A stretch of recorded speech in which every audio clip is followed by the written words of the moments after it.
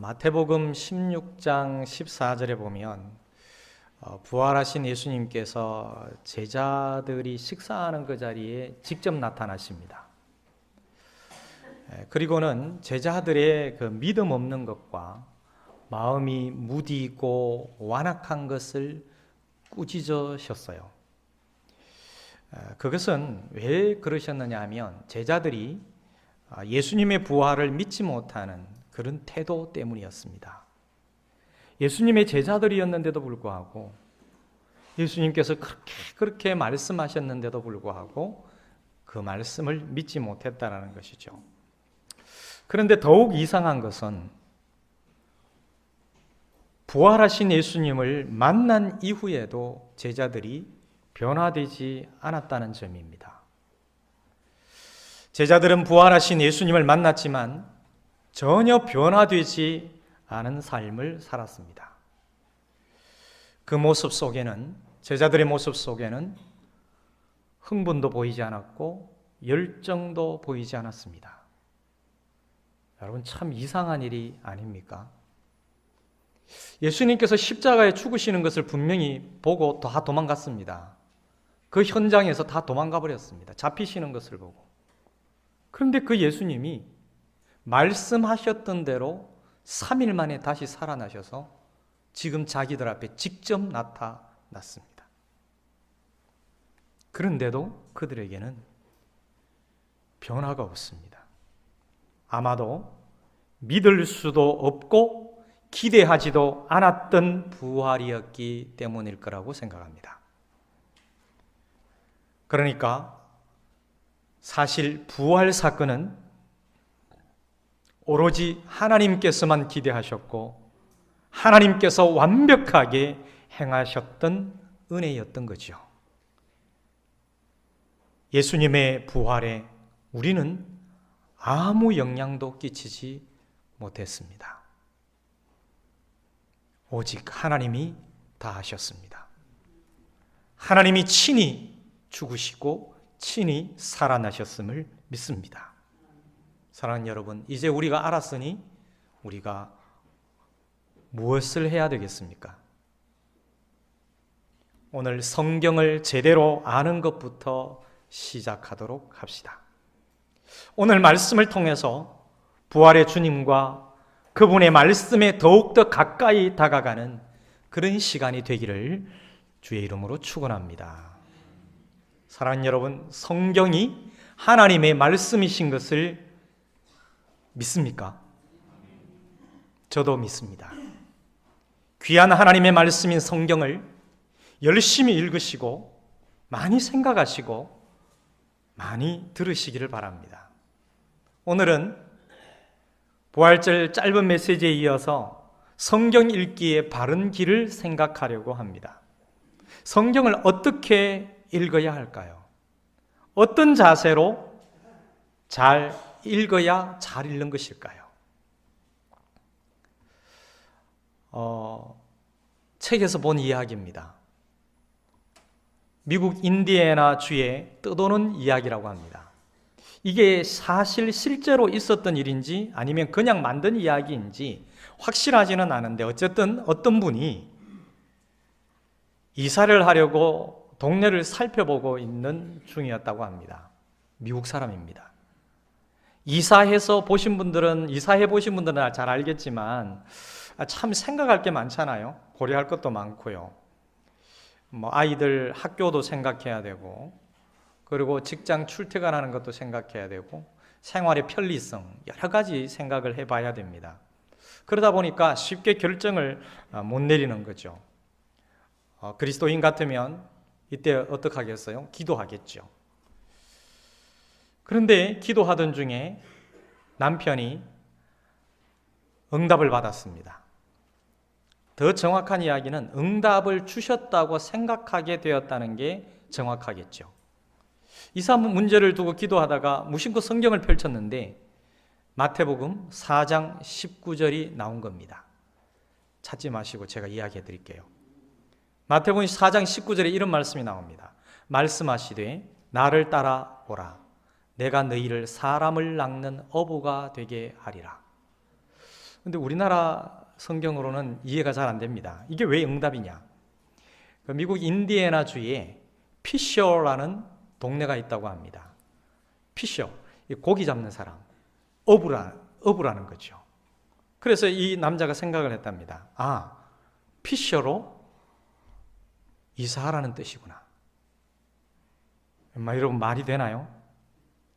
그래서 어쨌든 간에 홀가분한 마음으로 집으로 오는데 아내는 다른 말을 합니다.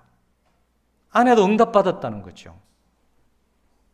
아내의 말인즉 아내의 응답은 조금 떨어진 곳에 카멀이라는 동네가 있는데 그쪽으로 가야 된다는 거예요. 남편은 피셔라는 동네로 가야 된다고 응답받았고 아내는 카멀이라는 동네로 가야 된다고 응답을 받았다는 거예요. 이 카멀이 무슨 뜻이냐면 낙타라는 뜻이에요. 아내도 기도하고 성경을 딱 펼쳤었는데 아내는 남편하고 달리 마가복음 10장 25절이 나왔습니다. 마가복음 10장 25절은 이런 말씀입니다. 낙타가 바늘기로 들어가는 것이 부자가 하나님 나라에 들어가는 것보다 쉬우니라. 여러분 뭐가 잘못됐나요? 잘못돼도 한참 잘못됐습니다. 성경을 읽는 자세, 성경을 읽는 관점이 잘못되었다는 거예요. 우리나라의 어떤 사람들은 실제로 이건 들은 얘기고요. 창세기 12장 4절 말씀을 읽고 로또 복권을 샀다고 합니다. 뭐 우스갯소리로 들릴 수 있겠지만 그거 왜 그러냐고 반문하시겠죠. 창세기 12장 1절부터 3절은 잘 아시죠. 4절을 제가 읽어드리겠습니다. 아브라함이 여호와의 말씀을 따라갔고 롯도 그와 함께 갔으며. 이거를 로또라고 착각을 한 거죠. 성경을 몰라도 너무나 모르는 거예요. 그냥 유머로 생각할 수 있는 거는 뭐 말은 할 수 있겠지만 야, 성경에 로또 나왔다고. 오늘 성경 읽었는데 로또가 나왔기 때문에 로또 사러 가야 된다. 그리고 어떤 사람은 스데반이라는 이름을 지으면 안 된다고 합니다. 애칭으로라도 그런 걸 부르면 안 된대요. 뭐 이런 게 있습니까? 왜 그럴까요? 순교 때문이 아니고 스데반이 일찍 죽었기 때문에 스데반이라는 이름으로 영어 이름으로 애칭을 지으면 일찍 죽는다고. 여러분 스데반 이름 외국에 가면 억수로 많은데 다 일찍 죽을게요. 오래 사는 사람 많습니다. 유다라는 이름 얼마나 좋은 이름입니까? 찬송입니다. 우리말로 하면 찬송이에요. 찬미. 그런데 한글로는 찬송이라고 짓고 뭐 이렇게 짓지만 이 유다라는 이름은 가능하면 안 지으려고 그래요. 이 가룟 유다 때문에. 성경을 보는 관점이 아주 미신적이고 잘못됐다라는 거예요. 그냥 점쟁이 뭘 뽑는 것처럼 쫙 빼가지고 쫙 보고 아 이거다 가는 거예요. 성경은 그런 식으로 읽는 게 아니죠. 건강한 해석을 통해서 의미를 살펴야지 무슨 점쟁이 젓가락 뽑듯이 성경을 그렇게 읽으면 안 됩니다. 행여 여러분들 중에는 이런 식으로 성경을 읽는 분이 없기를 바랍니다. 그런데 그 이전에 사실은 더 큰 오류가 있어요. 성경이 무엇을 가르치는 책인지에 대한 오해입니다. 성경이 무엇을 위해 기록된 책인지, 그래서 내가 성경에서 얻어야 할 것이 무엇인지 알아야 되는데 여기서 오해가 생기면 성경 읽기는 애초부터 엇나갈 수밖에 없습니다. 앞서 얘기했던 그 부부가 그걸 오해했던 거죠. 로또 샀던 사람도 그걸 오해했던 거고요. 성경은 우리가 로또를 사야 될지 말아야 될지 그걸 가르쳐주는 성경이 아닙니다. 책이 아닙니다. 성경은 우리가 이사할 곳을, 장소를 일러주는 그런 책이 아니죠. 여러분 이사를 잘 하려고 그러면 어떻게 해야 될까요? 기도해야 돼요. 기도는 합니다. 그럼 어떻게 해야 될까요? 가족들끼리 모여서 아니면 부부가 잘 의논해서 결정하면 되는 일이에요. 오히려 이사를 두고 기도할 때에 무엇을 기도해야 될까요? 저는 이런 생각을 해요. 이 이사를 하는 것을 통해서 하나님 안 싸우고 잘 이사하도록 지혜를 달라고. 그게 낫잖아요. 오히려 그게 낫지 않습니까? 그렇다면 여러분, 성경은 무엇을 가르치는 책일까요? 이 질문에 대한 것은 웨스트민스터 신앙고백 소요리 문답에서 그 답을 찾을 수가 있어요. 소요리 문답 세 번째 질문에 보면 이 세 번째 질문이 오늘 설교의 제목입니다. 성경이 가장 중요하게 가르치는 것이 무엇입니까? 성경은 도대체 무엇을 가르치는 책인가? 라는 질문이죠. 여기에 답을 보면 그 질문에 대한 답을 달아놨습니다. 이 답이 뭐냐면 이겁니다. 성경이 가장 중요하게 가르치는 것은 사람이 하나님에 대하여 믿을 것은 무엇이며 하나님께서 사람에게 요구하시는 의무는 무엇인가? 라는 것이죠. 성경이 가장 중요하게 가르치는 것이 크게 두 가지가 있다는 겁니다. 첫째, 사람이 하나님에 대하여 믿을 것이 무엇인가? 둘째, 하나님이 사람에게 요구하시는 의무가 무엇인가? 여러분, 첫째가 뭐라고요? 오늘 이 두 가지 설교 끝까지 갈 때 동안에 다 외우셔야 돼요. 정말 중요합니다, 이거. 첫째가 뭐라고요? 그렇습니다.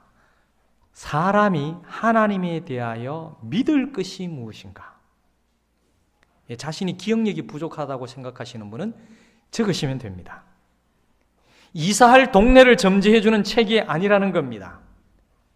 우리 사람이 하나님에 대하여 무엇을 믿고 살아야 하는지를 일러주는 책이라는 겁니다. 다시 말해서 하나님이 어떤 분인지를 우리에게 가르치는 책이 성경책이라는 거예요. 그래서 성경을 열심히 읽으면 우리가 무엇을 알게 되느냐 하면은 하나님이 어떤 분인지를 알게 된다는 것이에요. 어떤 목사님들은 성경을 열심히 읽으면 공부를 잘하게 되고 성적이 올라간다 그러는데 그 거짓말입니다. 공부 잘하려고 성적 올리려고 그러면 뭘 해야 될까요? 공부를 열심히 해야 돼요. 영어 성적 올라가려고 하면은 영어 공부를 열심히 해야 됩니다. 영어 단어를 외워야 되고 문법을 외우고 공부를 해야 됩니다. 이때까지 들었던 것과 좀 달라가지고 이상하다. 그러면 성경 읽지 마라는 얘기냐? 지금 읽지 마라 얘기가 아니라 잘 읽어야 된다는 것을 얘기하고 있어요. 성경을 열심히 읽으면 하나님이 어떤 분인지를 알게 된다는 거예요. 이미 많은 분들이 경험하셨을 겁니다. 성경 첫 장부터 그렇습니다. 성경 첫 장이 뭡니까? 창세기잖아요. 창세기를 통해서 우리가 배우는 게 뭡니까? 그렇죠. 그건 잘 아시죠. 1장 1절 태초에 하나님이 천지를 창조하시니라. 창조에 대해 쫙 얘기하는 거죠. 우리 하나님이 어떤 분이에요? 천지 만물의 창조주라는 사실을 배울 수 있는 거예요. 복음서를 통해서는 무엇을 배울 수 있습니까? 예수님이 어떤 분인지, 예수님이 나를 위해서 어떤 일을 하셨는지를 배울 수 있습니다. 사도행전을 통해서는 성령님이 어떤 분인지를 배울 수 있는 거죠. 그리고 그 성령께서 하나님의 백성들을 어떻게 이끌고 가셨고 어떻게 교회를 세우시고 어떻게 하나님 나라 복음이 전파되도록 일하셨는지를 우리가 배울 수 있습니다. 이렇게 성경을 통해서 우리가 얻게 되는 것은 우리가 믿는 하나님이 어떤 분인지 그분에 대한 가르침을 얻는 것입니다. 그러니 성경을 펼칠 때 다른 무엇이 아니라 이것을 기대하고 읽으라는 것이에요. 하나님이 어떤 분이신가 이것을 기대하고 읽으라는 거예요. 이어서 두 번째, 성경에서 우리가 얻어야 될 게 뭐라고 그랬습니까? 그렇죠. 간단하게 얘기하면 우리의 의무, 내가 할 일, 하나님이 내게 무엇을 원하시는가? 하나님께서 우리 사람에게 요구하시는 게 무엇인지, 하나님의 백성으로서 우리가 어떤 삶을 살아야 하는지 그것을 가르치는 책이 성경책이라는 것이에요. 많은 분들이 이것도 이미 경험하셨을 것입니다. 성경을 읽으면은 내가 이렇게 살아야겠구나. 하나님이 나에게 이런 삶을 원하시는구나 라는 것을 깨닫게 되는 부분이 있지 않습니까? 왜 그것을 깨닫게 될까요? 왜냐하면 그것이 성경이 기록된 목적이기 때문에 그렇습니다. 성경을 읽으면 성경이 기록된 목적을 깨닫게 되는 거예요. 내가 하나님을 어떻게 섬길 것인가? 하나님이 어떤 분인가? 하나님이 나에게 무엇을 원하시는가? 내가 어떻게 살아야 될 것인가? 그것을 성경을 읽으면 알게 된다는 거예요. 그래서 아까 얘기했던 대로 학생이 성경을 읽으면 내가 어떻게 살아야 될 것이냐? 왜 공부해야 되는 것이냐? 그 목적을 분명하게 깨닫게 되니까 공부 잘할 수밖에 없다는 거예요. 열심히 살 수밖에 없다는 겁니다. 여러분, 성경을 제대로 읽고 깨달은 사람 중에 깨어난 사람이 나올 수 없습니다.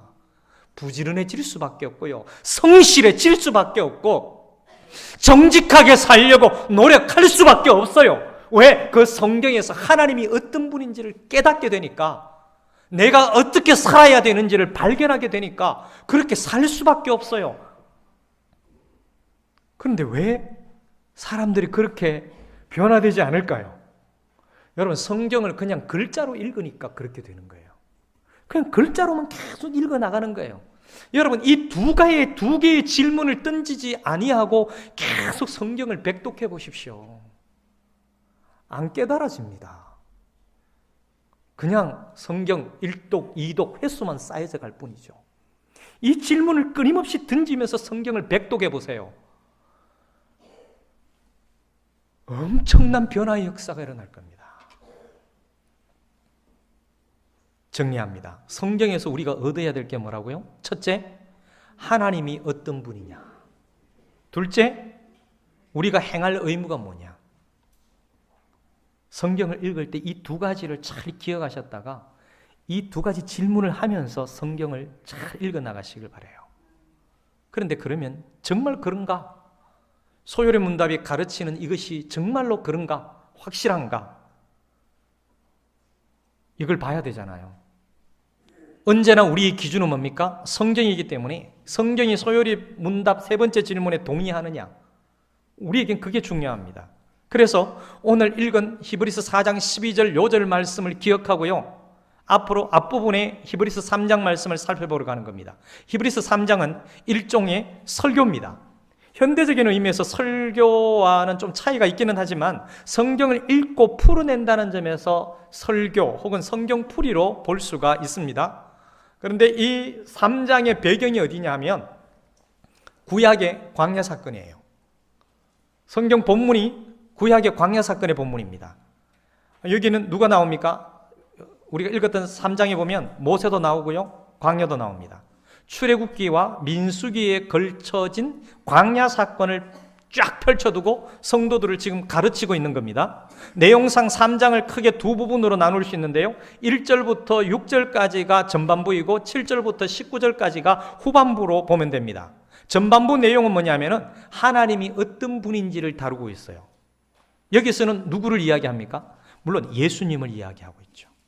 예수님을 아는 것이 곧 하나님을 아는 것입니다. 그래서 1절부터 6절을 요약하면 이겁니다. 예수님은 모세보다도 더 영광스럽고 더 존귀한 우리의 인도자다라는 말씀이에요. 여러분, 유대인들에게 모세는 어떤 인물이었습니까? 엄청나게 대단한 인물이었어요. 아주 위대한 인물이었습니다. 출애굽해서 가나안 땅에 들어가기까지 몇 년 동안 지도자가 되었습니까? 40년입니다. 우리나라 보면 대통령을 4년, 5년, 7년 그것도 제대로 못해가지고 물러나고 난 뒤에 정말 욕을 막 드럼통으로 얻어잡섰는데 전부 다. 모세는요 40년을 이스라엘 백성들에게 지도자로 살았어요. 얼마나 철저하게 하나님 앞에 서서 그 일을 감당했습니까? 당시도 그랬지만 대대손손 유대인들이 존경하고 흠모하는 이스라엘의 지도자예요. 그런데 지금 히브리서 기자가 설교하기를 예수님이 모세보다 더 존귀하고 영광스러운 인도자다, 이렇게 설교하고 있는 거예요.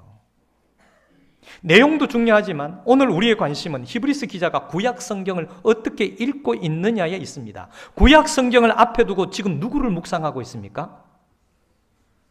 예수님을 묵상하고 있는 거죠. 모세를 통해서 누구를 이야기하고 있습니까? 예수님이 누구냐? 하나님이 누구냐? 이걸 묵상하고 있는 거예요. 모세를 앞에 두고 모세에 푹 빠져들어가는 게 아니라 와, 모세 이분 멋있다 이걸로 끝나는 게 아니에요. 그 정도는 성경 그냥 읽으면 이야 대단한 분이다 이걸로 다 알 수가 있어요. 그런데 그 모세를 묵상하면서 더 깊이 들어가서 하나님이 누구인지를 묵상합니다. 왜냐하면 성경은 모세를 가르치는 책 이전에 우리 하나님이 어떤 분인지, 우리 예수님이 어떤 분인지를 가르치는 책이기 때문에 그렇습니다. 소열의 문답 산문이 소개한 지침 그대로 지금 히브리스 기자가 구약을 읽고 있는 거예요. 하나님이 누구냐? 예수 그리스도를 통해서 하나님을 알아가고, 모세를 읽으면서 예수를 읽어내고, 모세를 읽으면서 하나님의 지도자 되심, 인도자 되심을 읽어내고 있는 것이죠. 학자들은 이런 성경 읽기를 흔히 구속사적 읽기라고 부릅니다. 구속사적 읽기, 말이 조금 어렵기는 합니다만 쉽게 풀면 구약에서 예수님 읽기 이런 말이에요. 혹은 구약에서 예수님의 그림자 찾기, 모세를 보면서 예수님의 모습을 떠올리는 거예요. 그 뒤에 보면 대제사장을 보면서 누구를 떠올리냐면 또 예수님을 떠올립니다. 여러분, 제사 제도 자체에서 예수님의 십자가를 떠올리기도 해요. 어린 양을 보면서 예수님을 떠올립니다. 왜 그럴까요? 성경은 제사 제도를 가르치는 책 이전에 누구를 가르친다고요? 우리 예수님을 가르치는 책이고, 우리가 성경을 통해서 알아야 할 것은 제사 제도도 좋고 성막 제도도 좋지만은 하나님을 읽어야 되기 때문에 그렇습니다. 사랑하는 여러분, 성경을 읽으실 때 여러분도 그렇게 하시길 바라요. 성경을 쫙 펼칠 때 맨 처음 이 질문을 품고 성경을 대하시기를 바랍니다. 하나님은 누구인가? 우리 예수님은 어떤 분이신가? 성경을 통해서 귀한 답을 얻을 수 있을 것이고요, 그것을 통해서 하나님과의 교제가 더욱더 깊어질 것입니다. 이 질문을 던지지 않고 그냥 성경 읽어 내려가면 하나님을 깨달아 알아갈 수가 없습니다. 우리가 하나님을 알 수 있는 방법은 성경에서만 가능하다고 그랬습니다. 정말 진실하게 제대로 알 수 있는 것은 성경입니다. 이제 후반부로 넘어가서 7절부터 19절의 내용은 무슨 내용일까요? 이것도 짐작이 가시죠? 하나님께서 우리에게 요구하시는 의무예요. 후반부를 요약하면 15절로 요약할 수 있습니다. 15절 말씀 우리 다 같이 함께 읽도록 하겠습니다. 시작. 성경에 일렀으되 오늘 너희가 그의 음성을 듣거든 경노하시게 하던 것 같이 너희 마음을 완고하게 하지 말라 하였으니. 아멘. 마음을 완고하게 하지 말라. 누구 앞에서요? 예수님 앞에서입니다. 당시에 많은 사람들이 예수님을 믿지 않았잖아요. 히브리스 기자가 권면하기를 그렇게 하지 말라는 겁니다. 주님 앞에서 겸손히 순종하라, 이 말씀을 선포하고 있습니다. 지당한 말씀이잖아요. 사랑하는 여러분들도 그렇게 하시길 바랍니다. 그런데 오늘 우리의 관심은 이 가르침을 히브리스 기자는 어디서 얻었다는 겁니까? 어디서 얻었습니까? 구약 성경이에요. 출애굽기와 민수기를 보면서 이 가르침을 얻은 겁니다. 광야 40년은 이스라엘 백성이 하나님으로부터 큰 복을 받은 사건이기도 하지만 더불어 불평의 역사요, 배척의 역사이기도 했습니다. 걸핏하면은 누구를 비방했습니까? 모세를 비방하고, 걸핏하면 모세를 원망하고, 그리고 또 하나님께 불평했잖아요. 그리고 모세, 네가 언제부터 우리 지도자냐? 그러면서 달려들기도 했고 면박을 주기도 했습니다.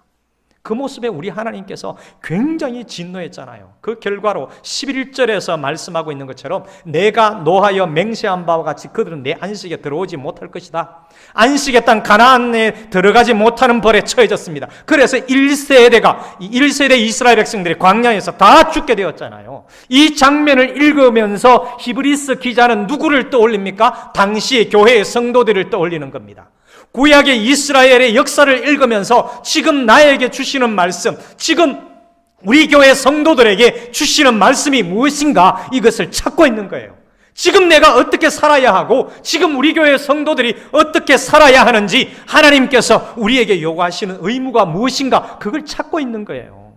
그래서 얻은 말씀이 예수님을 향하여 마음을 완고히 하지 말라, 이거인 거죠. 여러분, 오늘 서두에서 말씀드렸던 거 기억하십니까? 부활하신 예수님께서 제자들이 식사하는 자리에 직접 나타났습니다. 그리고 말씀하셨습니다. 제자들의 믿음 없는 것과 마음이 무딘 것, 여기서 완악한 것은 마음이 무딘 것을 꾸짖으셨습니다. 이 마가복음 16장의 말씀을 보면서 나는 마음이 무디어지지 말아야겠구나. 그러기 위해서 내가 무엇을 할까? 고민하는 거예요. 주님은 나에게 무딘 마음으로 대하지 않았는데 주님은 참으로 세미하신 분인데 내가 계속 이렇게 무디게 신앙생활해서 되겠나? 생각하는 것이죠. 그때 나한테서 변화가 일어나는 거예요. 히브리스 기자가 성경을 읽는 법과 성경이 가장 중요하게 가르치는 것 사이에 뭔가 중요한 것이 보이죠. 사랑하는 여러분, 여러분들도 이렇게 성경을 읽기를 바랍니다. 성경을 대할 때면 늘 이 두 가지를 염두에 두기를 바랍니다. 첫째는 뭡니까? 하나님이 어떤 분인지를 읽어내고 이어서 하나님이 우리에게 기대하시는 삶이 어떤 삶인지를 읽어내고 두 개의 질문을 품고 성경 앞에 딱 서시기를 바랍니다. 오늘 우리가 생각한 말씀은 뭡니까? 전체 제목이 뭐였지요? 성경이 가장 중요하게 가르치는 것이 무엇인가에 대한 것이에요. 성경을 어떻게 읽을 것입니까? 소요리 문답을 통해서 성경 읽기의 바른 길을 정리했고요. 이어서 히브리서 말씀을 통해서 성경적인 근거를 확인했습니다. 첫째, 하나님은 어떤 분이신가? 그리고 둘째, 우리는 어떻게 살아야 하는가? 첫째가 뭐라고요? 하나님은 어떤 분이십니까? 둘째는 우리는 어떻게 살아야 되느냐? 부활절 아침에 질문을 두 개 던져보십시오. 하나님, 나에게 하나님은 어떤 분이냐?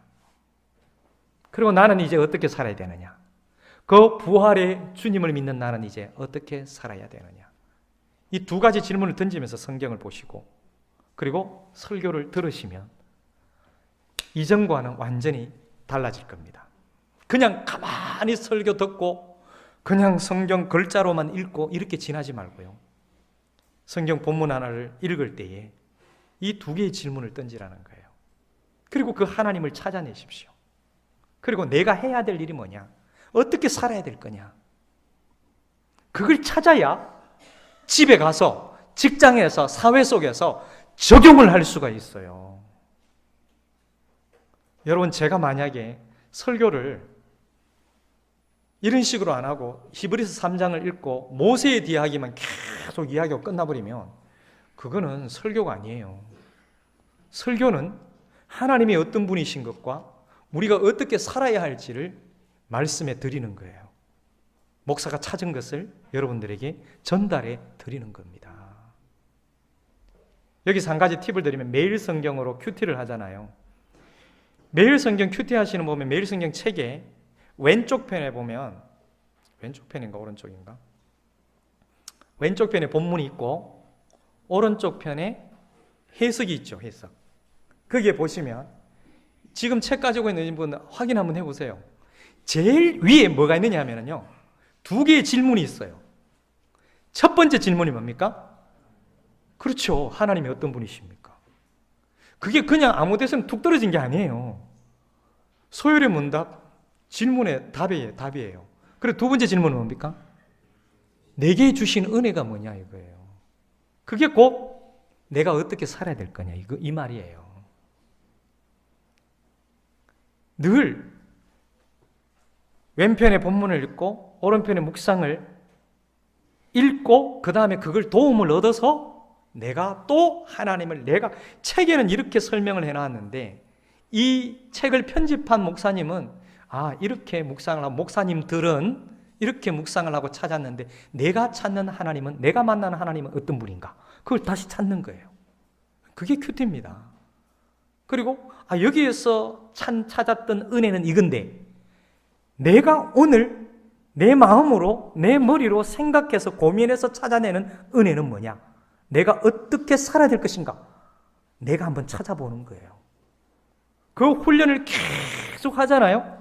그러면 이게 풍성해져 가는 겁니다.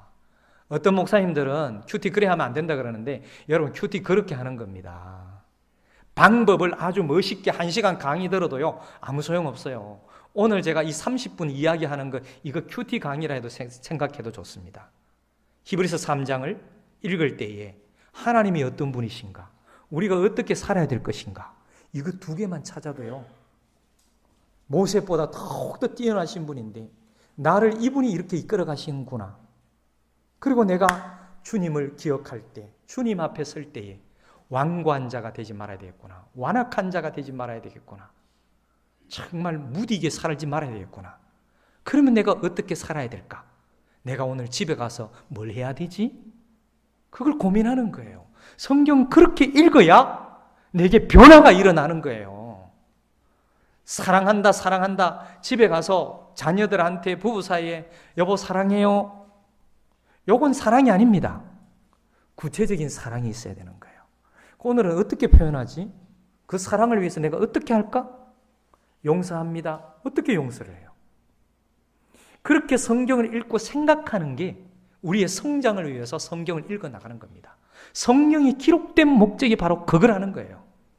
저는 우리 모든 가족들이 정말로 이렇게 성경을 읽고 생각하고 고민하고 묵상해가지고 마음이 풍성해지는 그 은혜를 좀 경험하셨으면 좋겠습니다. 그러면 삶이 변화되는 것을 체험할 수가 있습니다. 첫째는 뭐라고요? 하나님이 어떤 분입니까? 오늘 부활주일에 하나님은 어떤 분이십니까? 부활하신 주님이시고 지금도 살아계신 주님임을 믿습니다. 내게 주시는 교훈이 뭐라고요? 나름대로 다 있을 겁니다. 오늘 설교를 들으면서 내가 받은 교훈, 마음으로 드린 예배 때에 그때 카드에 그런 걸 적는 거예요. 내가 찾은 하나님. 여러분 쭉 읽은 거 보시지만은 여러분 그분들이 글을 문장을 쓰실 때는 수려한 문장으로 쓰지 않았습니다. 괜찮아요. 맞춤법 틀려도 괜찮습니다. 그게 중요한 게 아니에요. 저는 쭉 보면은 이분이 어떤 마음이라는 것을 알 수가 있어요. 그래서 문장을 그냥 조금 따듬는 것밖에 없습니다. 근데 그 글들을 따듬어 보니까 얼마나 은혜의 말씀들이 많아요. 내가 만난 하나님, 내가 받은 은혜, 내가 어떻게 살아야 되겠다, 그것까지 쫙 쓰신 분들 계시잖아요. 그 짧은 시간 안에. 그게 바로 하나님께 마음을 드리고 그 마음을 내 삶 속에 적용하는 것이지요. 여러분, 이 두 개의 질문 꼭 기억하십시오. 하나님께서 성경을 우리에게 주신 이유입니다. 이 두 질문을 마음에 품고 성경을 읽고 귀한 깨달음을 얻으시고 귀한 신앙생활을 잘 나가시기를 주의 이름으로 축원합니다.